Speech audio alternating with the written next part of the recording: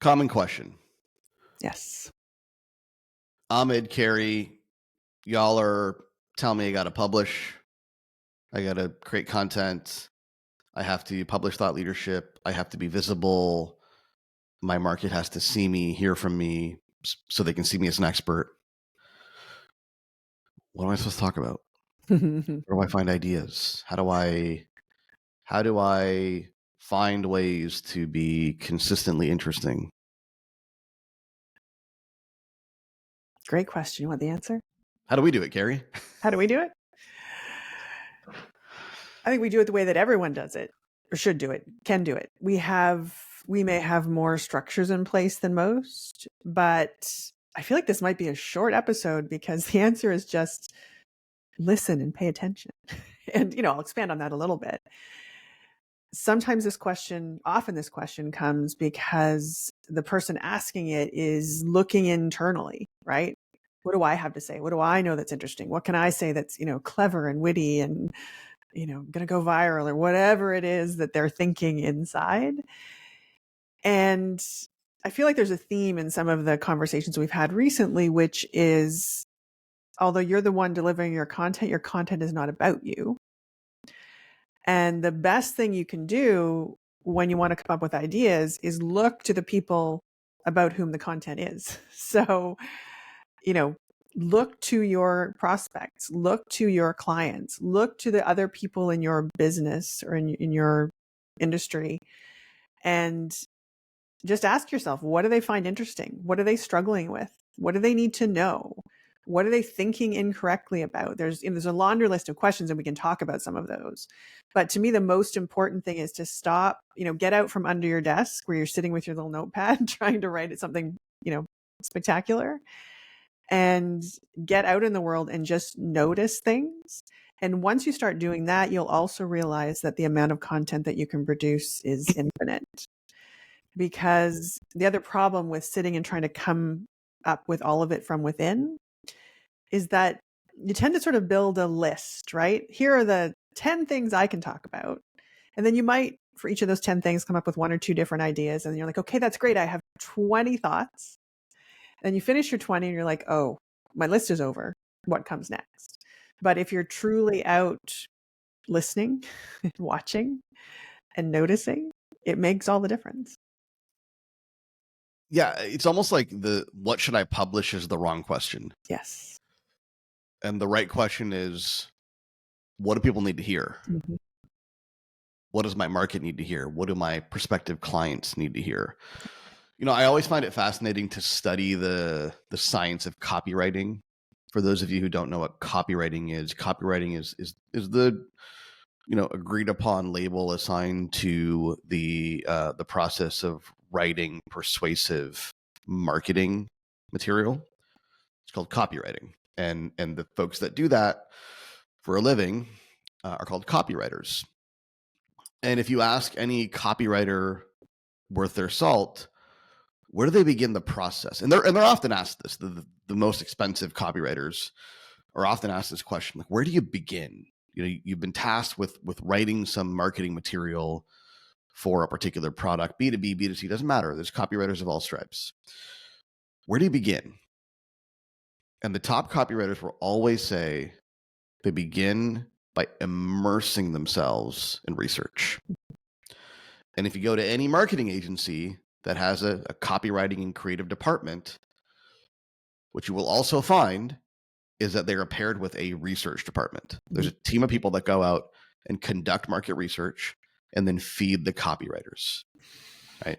And or the copywriters are going and they're touring a facility or touring a manufacturing plant or mystery shopping, at a store.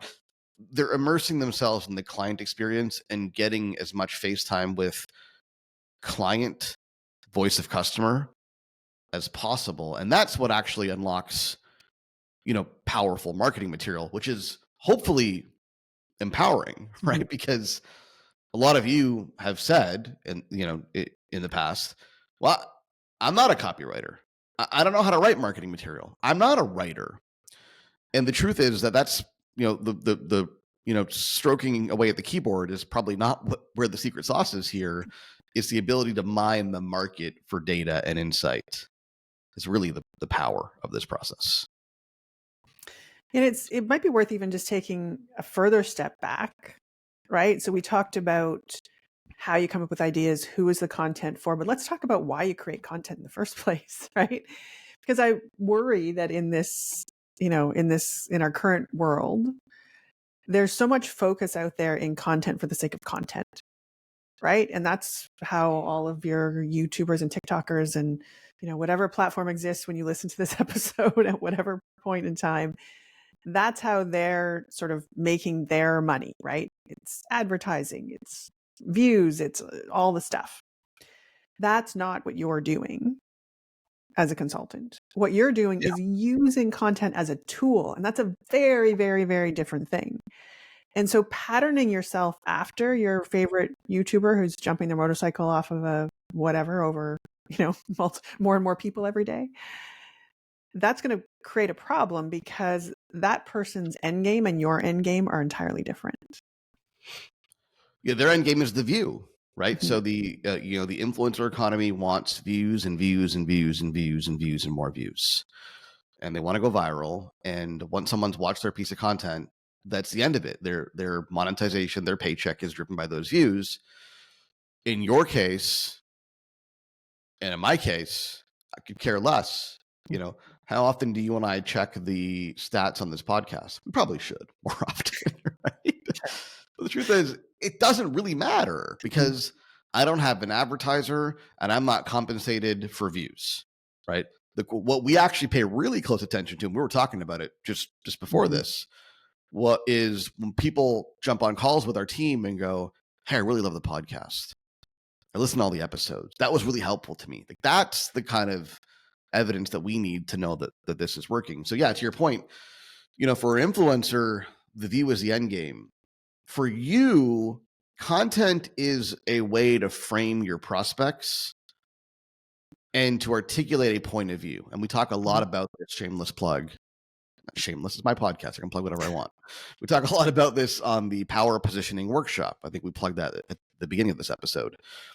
Part of positioning is articulating a point of view on the problem that your prospect or client is struggling with. Okay, why is that important? Well, most clients, most intelligent clients, don't go out and hire consultants just on a whim, right? Like, I wake up one day and decide I want a consultant and I go hire somebody. That's typically not how it happens. Typically what happens is client realizes they have a problem. And their first instinct, probably rightfully so, is what can we do about it? How can we solve for this? How can we leverage our expertise, our internal resources to figure out a way to solve this problem? And quite often they come to the conclusion that actually we probably can't do this on our own. And that's when they start to entertain the prospect of hiring a consultant. Okay. Now, the problem with most consultants in the way that they articulate their value proposition and their messaging is they almost assume that you've never tried anything before. It's almost like, oh, you have a problem? Well, I can solve it. Please let me. Like that's almost the extent of most consulting value propositions, which kind of ignores that, okay, I'm glad that you think you can solve it, Mr. Consultant, but we've already made all these attempts. So what about all that, right? And so what a point of view does, and this is again part of our positioning framework, what a point of view does is it articulates an opinion, a reason why to the marketplace they continue to struggle with the problem that they're facing despite repeated attempts to solve it. And then in doing so, paves the way for your particular solution that they haven't tried yet. And that's what, in a nutshell, you ought to be trying to articulate through your content and your publishing strategy. And let me add another layer to that, because the other thing that we hear people say is like, I know what I want to talk about, but I'm no actor. I'm not the person who can hold the audience. What am I going to do? Right? What's my gimmick so that people will pay attention? And I would say, in addition to the point of view, the other thing that people are getting from your content is they're finding a way to know you a little bit. And they are going to do that through the things that you overtly say and also through the things that you don't, right? They're going to see your tone. They're going to hear your attitude. They're going to hear how you talk about your clients. They're going to hear how the passion that's behind how you talk about the problem that you solve. They're going to hear, how engaged you are in learning more and getting better and, continuing to find new solutions. And so the other piece I want to say here is that you don't need to be a content creator and you don't need to be a presenter. You need to be, a human being who is helping people understand what they believe and who they are. And is that going to get you a million views? Probably not. And that's a good thing because what you want is for the people who are going to really connect with who you are and what you believe. You want them to be the ones that pay attention. You want them to be the ones that watch you over and over again. You want them to be the ones that pick up the phone and connect with you or whatever way they're going to connect. Yeah. You want to go from being a wandering generality to a meaningful specific, or to put another way, you want to go from being a wandering influencer. That's not what you want, to being a meaningful consultant. You want to be highly relevant to a very small number of people. And I was going to finish your sentence, but then I let you finish it. I was going to say, you don't need to be an influencer. You need to be a consultant. Mm-hmm. Just be a consultant like that. That's the extent of the identity that you need to pull this off, because who is a consultant? It's an expert. And experts are opinionated and they have a perspective and they have a point of view and they're inherently curious about solving problems and developing solutions and finding better ways of doing things. Like just be that person. I like to use the analogy of, every time I go into, although it's been a while actually, but every time I've gone into Costco, I somehow walk out with a bag of pierogies. Of course. Why is that? Because of the samples, right? Like my kids love going to Costco because there's samples, and invariably there's the pierogi stand, and then they try the pierogies, and I walk out with a bag, right? It's that try before you buy strategy, which, by the way, works really well for consultants. But the try is publishing material that mirrors the kind of insights you provide to your clients when they pay you on a very obviously applied bespoke basis, and doing so in a way that gives them a bit of a taste of the client experience. Carrie, when folks come on into our programs and they talk to you or they talk to me, they often say, well, I feel like I know you guys because they've been listening. And we're not trying to be anything other than who we are on this show, because boy, would that be a letdown if we put on some show here and you come into our programs, you talk to us and we're different people.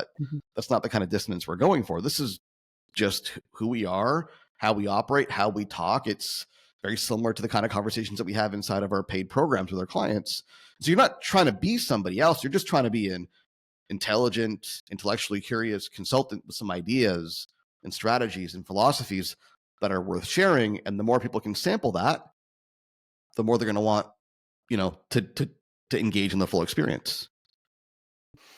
Yeah. And, what's also true about that, when we're talking about that authenticity, and now I feel like the end game I'm having for this episode is to get someone to create some content today and put it out there who hasn't before, right?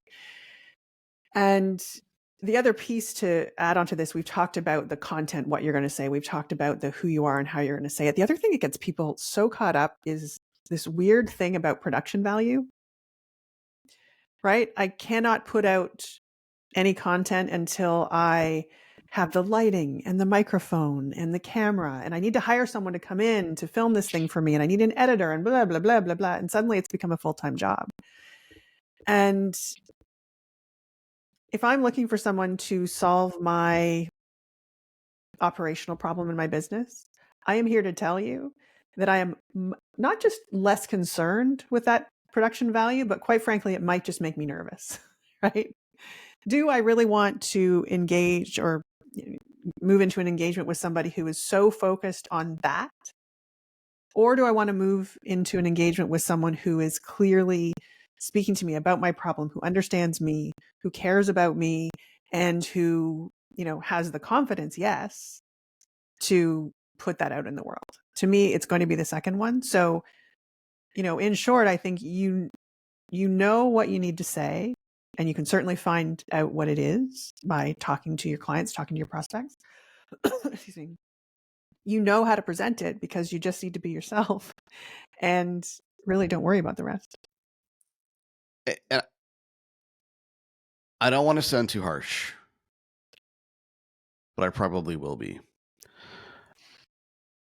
I take great issue with this notion that, well, I don't know what to say, and I don't know how to publish, and I don't know how to write, and I don't know how to create videos. So I'm going to find some other way to acquire clients. And I used to hear that a lot, and I hear it less often. And I think it's because those people went out of business. And I mean that because this idea of being a visible expert, and that's actually not my term, that's the term that Hinge Marketing uses. Fantastic folks run a branding agency for professional services. But being having a platform, having a profile, having a way for clients to be able to engage with your ideas meaningfully before any kind of interaction with you is so critical in today's market, and will become more critical, necessary, I'm going to argue, for you to build a thriving consulting practice, that you don't really have the option anymore. Like, the question is not, should I publish or not? The question is, how do I acquire the skills required to and build the processes required to publish so I can grow my business? Because I don't know that you have any other options in today's marketplace. Well, and I think that frightens people. And it frightens people because there's this feeling that it needs to become their full-time job. And so I would just add to what you're saying that you need to gain those skills and practice so that you can do it in a way that it fits into your day-to-day, that it doesn't take away from, the key things that you need to manage in your business. And I also want people to know that that's entirely doable, right? We have folks who come to us and they start off, and I did this, right? My first piece of content probably took me, 6 hours to create that. Oh, I remember it. 1 minute video. It was painful, right? Painful. And I literally remember the thread because you were obviously my client at the time, Sure. and I was coaching you on it. And I remember the number of iterations that came through.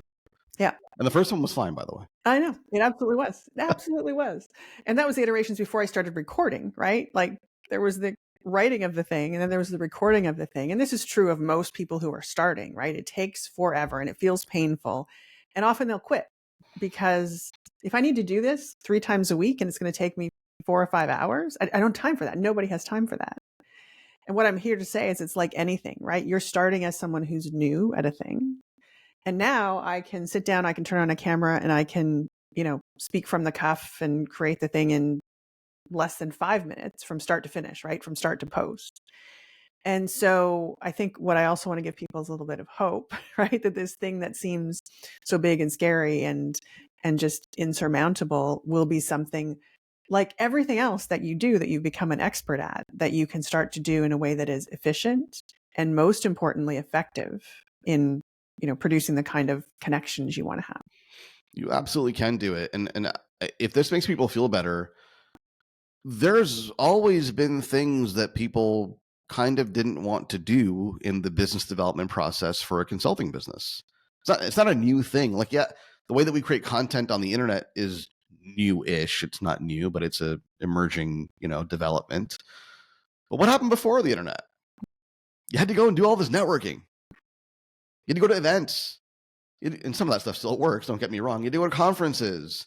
You had to cold call. You had to do all this like hit the pavement type stuff that frankly was far more laborious than publishing content on LinkedIn for thousands of people to see with a stroke of a button. And you did it because you had to be visible and to build relationships. And all that's happened now is there's still things you have to do to be visible and to build relationships, but the nature of those things have changed. And the upside is it scales a lot better. Because now, instead of having to go to a whole bunch of one-on-one meetings to meet people individually and to build relationships and to go to conferences and start handing out business cards, you can focus on creating compelling, intelligent material that your entire market could benefit from. And then you could publish that and get, in the beginning, hundreds of people to see it, perhaps, and then eventually thousands of people to see it. And so it scales as a kind of one-to-many medium in the way that traditional networking never could and never did. So I just want to be clear, like, this is not like a new thing. You've always had to, if you want to grow your business, you've always had to go out there and do something to grow your business. But the nature of what that thing is has certainly evolved and changed.